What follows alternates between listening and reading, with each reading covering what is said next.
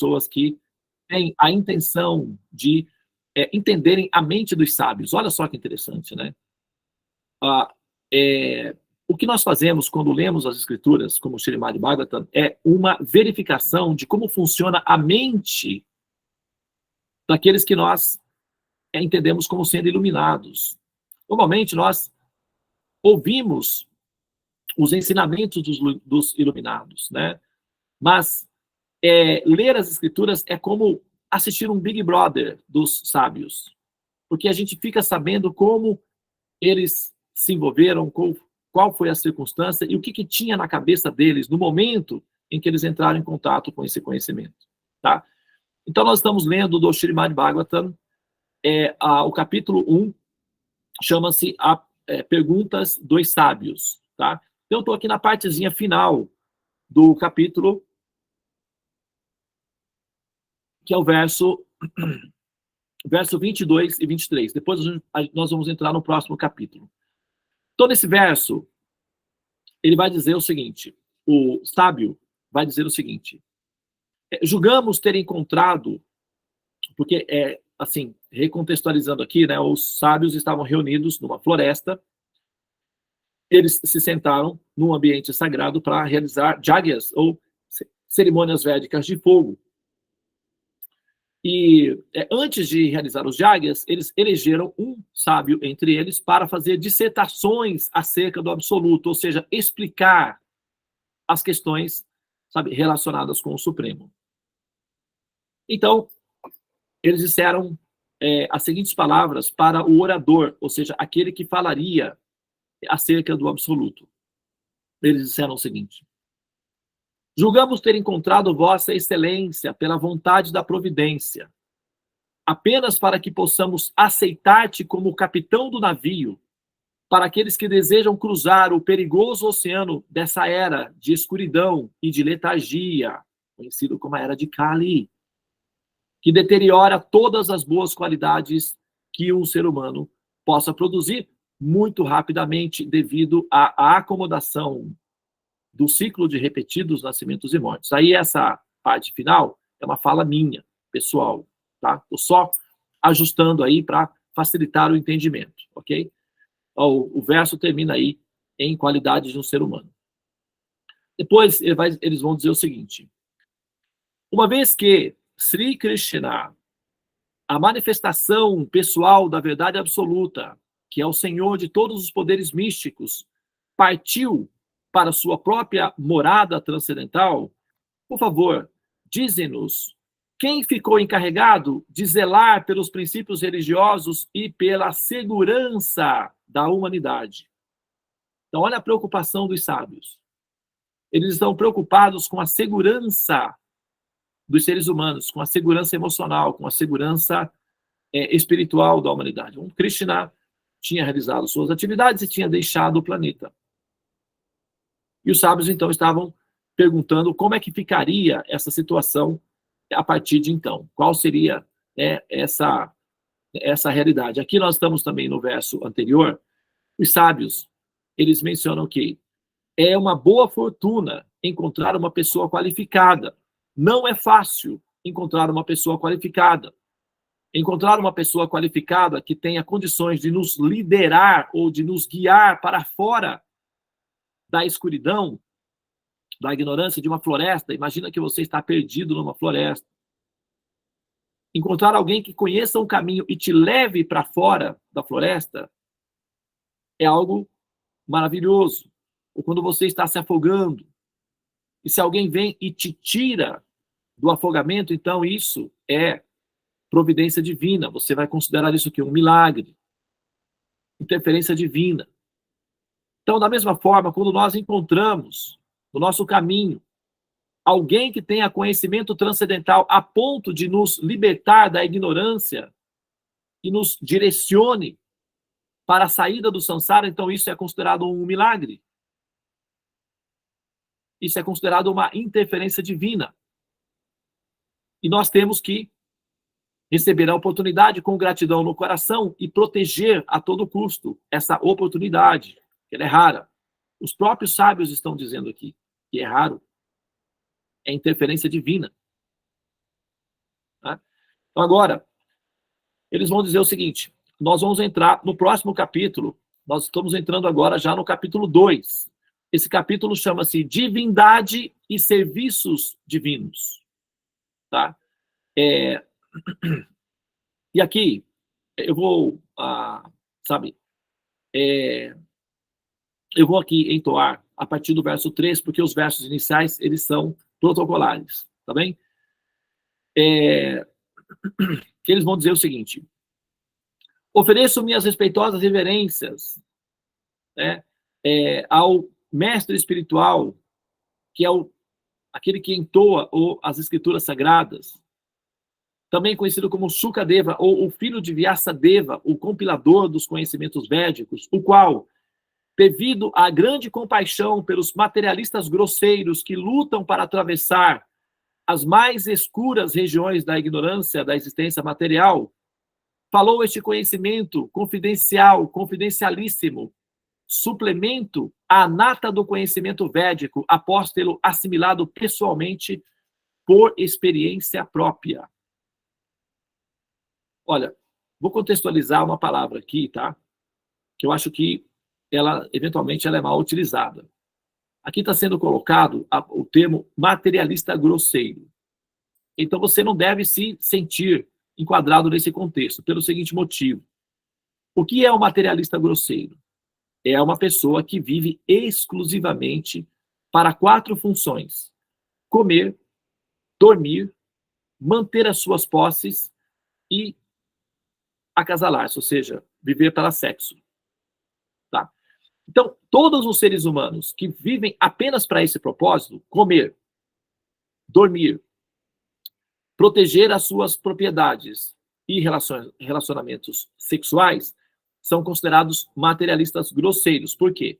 Porque eles vivem num ambiente grosseiro. Essa parte é a parte básica, é a parte biológica.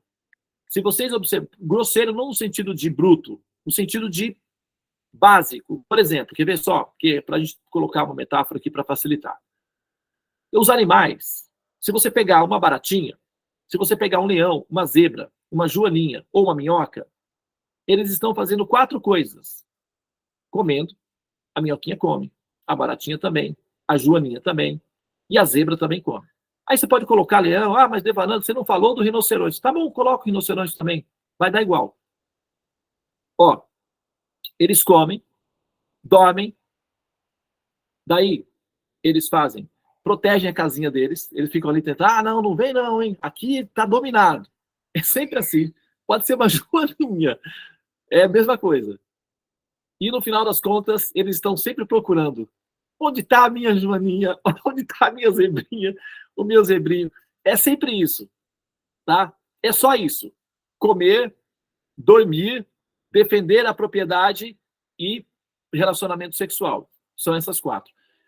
Então, os bichinhos, as joaninhas, as minhoquinhas, as zebrinhas, as girafas, os rinocerontes e até jacarés fazem essas 4 coisas sobre 4 patinhas. Às vezes não tem patas, mas faz se arrastando mesmo, mas faz. O ser humano faz as mesmas coisas em 4 rodinhas. Às vezes sem rodinhas, mas faz do mesmo jeito. Vai com 2 perninhas, mas faz. Dá um jeitinho. Não, vai, tem que ser. Entendeu? Vai igual.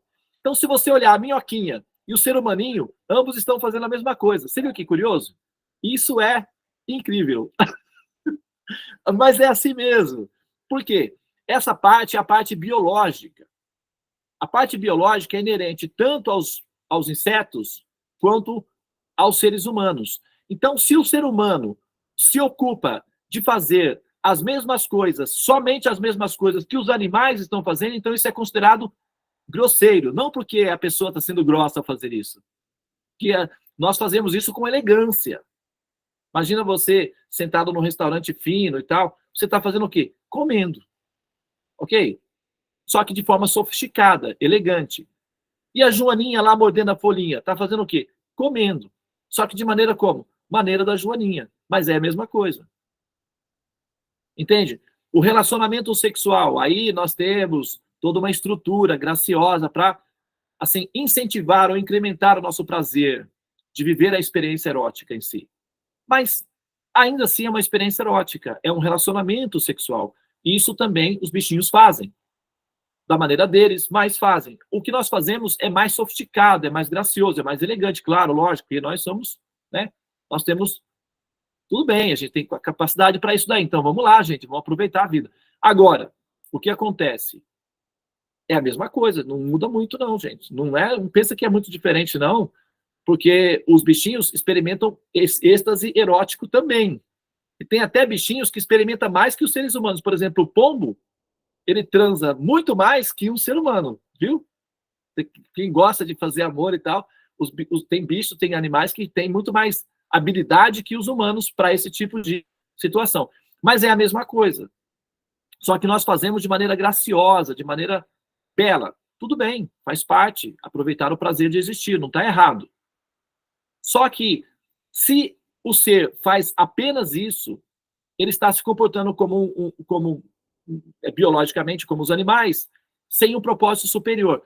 O que faz um ser um materialista grosseiro e uma pessoa superior é o interesse pelo cultivo do sentido de existir. Não é interromper o fluxo das atividades biológicas, porque isso é impossível.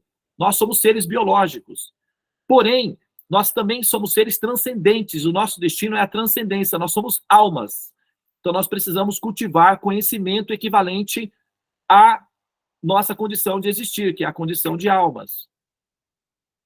Então, é muito importante nós cultivarmos conhecimento, ter um método de evolução.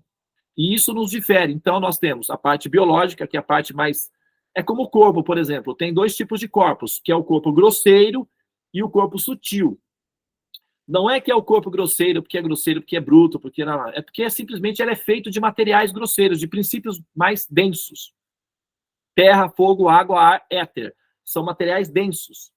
Mente, inteligência e o ahānkara é sutil. Então é software. É como um telefone. Tem a parte dura, não é? Isso é a parte hardware. E tem os aplicativos, que é a parte software. Então o corpo é semelhante. Tem a parte, né, física, hardware, que é o corpo, e o aplicativo, que é a mente, a inteligência e o ahānkara, que são os aplicativos que formam a personalidade do ser. Então, da mesma forma, tem o comportamento grosseiro, que é o comportamento biológico, é comer, dormir, defender as propriedades e relacionamentos sexuais.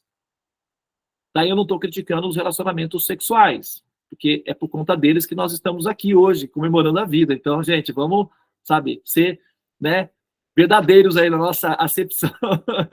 E é por conta desse impulso de busca de prazer é que a humanidade progride. Então, nós não temos nada contra o prazer de existir e de fazer amor. A questão é a letargia, é o foco só nisso, esse que é o problema, entendeu? É a obsessão, é a compulsão só no processo biológico, que tem que... Nós não podemos ficar preso nessa dimensão inferior. A gente tem que cultivar também conhecimento superior. É apenas isso. Um trem vai em 2 trilhos, não é? Tem 2 trilhos. Então, nós precisamos caminhar sobre 2 trilhos, o que é o aspecto biológico e o transcendente. Nós precisamos ter essas 2 dimensões em andamento simultâneas e conciliar essas 2 coisas. Porque nós somos seres espirituais, almas transcendentes, envolvidas com um corpo biológico. Então, são 2 realidades. E essas 2 realidades devem ser vividas, não apenas uma. E no final dá certo. Tá bem? Então é isso, tá, pessoal? Acho que por hoje tá bom, né? Vocês já ouviram um pouquinho lá no início, agora ouviram aqui. Acho que a gente está bem, assim, alimentados, né, de conhecimento nesse final de semana. Eu vou me despedir de vocês, tá? Quero agradecer aí a presença e a participação de todos vocês, né, na Sala dos Mantras, porque isso nos fortalece, né? A gente se alimenta uns dos outros. Isso também fortalece para que outras pessoas, que são pessoas queridas, também possam ter a oportunidade, em algum momento, de, sabe, ter acesso, né, ao sadhana, ao Mahamantra, e quem sabe com isso, né, assim, elas se interessem por libertarem-se do ciclo do samsara, que é uma fase bem elevada do ser, quando o ser toma essa decisão, é uma fase bem elevada, sabe, não é comum não tomar essa decisão, viu? Normalmente o pessoal vai vivendo assim, mecânico mesmo, levando a vida como dá, né? Mas quando a pessoa para e pensa, nossa, espera, escuta, então quer dizer que eu posso tomar essa decisão de não renascer mais como ser humano? Gente, isso é sério, hein? Como assim? É possível isso? Olha que interessante. Nossa, eu não sabia disso, não. Me conta como é essa história mesmo aí direito. Aí, quando a pessoa começa a se interessar por esses assuntos, é uma fase bem elevada, tá? E até então a gente está só nascendo, comendo e tal, fazendo amor, porque né, é o de praxe do protocolo, e depois morrendo para renascer de novo. Não está certo isso. Morrer para renascer não está certo. A gente tem que parar com isso, tá? A gente abandona o corpo e vai para fases superiores, onde nós vamos continuar fazendo essas 4 funções biológicas, porém sem dor, sem sofrimento, sem os efeitos colaterais que o corpo humano produz, tá? E aí nós vamos ser mais felizes, mais estáveis, porque é isso que nós gostamos. Nós gostamos de pessoas, de se divertir, de fazer amor, de ser feliz. O que a gente não gosta? Doenças, mortes, acidentes, ladrões. É disso que a gente não gosta. E nós só queremos um ambiente livre disso. E o ambiente apropriado para isso não é o ambiente humano, é o próximo. Então, preparem as suas malas. Aqueles que desejam serem felizes, vamos embarcar. Ok? Muito bem, então. Tchau, tchau para todos. Namastê. Tenham um excelente fim de semana à noite. Nós temos a Sala dos Mantras também, tá bom? Hare Krishna. Gratidão, Hare Krishna.